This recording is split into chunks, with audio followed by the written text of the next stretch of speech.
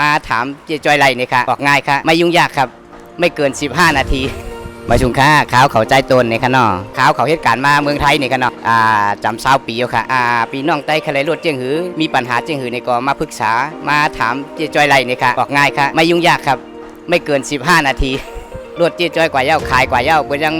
ด้วยถึงว่าหลังการขายเนี่ยค่ะเนาะจังว่ามีปัญหาเครื่องเจียงหือเครื่องกวยเครื่องเป็นเจียงหือในมาหาปรึกษาเจจอยเปิ้นด้วยถึงอยู่ในค่ะเนาะร้านเจจอยเอาขายในรถไฟใหม่รถนำโทมรถเครื่องที่มาดีกว่าเนี่ยเจ๊จ้อยเขาเด็กเอามาขายในคันเนาะมาอันอย่างดีๆหนังคือพี่น้องใต้เขาพูดอะไรขับรถดีๆราคาดีๆถ้าอยู่แถวเมโจอยู่เชียงใหม่เนี่ยก็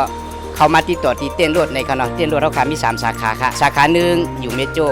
สาขา2อยู่นาวัดกุมันในคันเนาะสาขา3ก็นาหมู่บ้านขอนเวียงในคันเนาะตั้งคาไรกาจังหือเขามีกาเก่าเอาเขาคาไรกามาแทงคาไรวีโวรุ่นมาเรียกเอาในคันเนาะฝากถึงพี่น้องใต้เขาที่อยู่ในเชียงใหม่ในคันเนาะอยู่เมืองฝางใจปราการเมืองเป้าในคันเนาะเวียงแหงเปียงหลวงในก็เขามาติดต่ออะไรค่ะเรา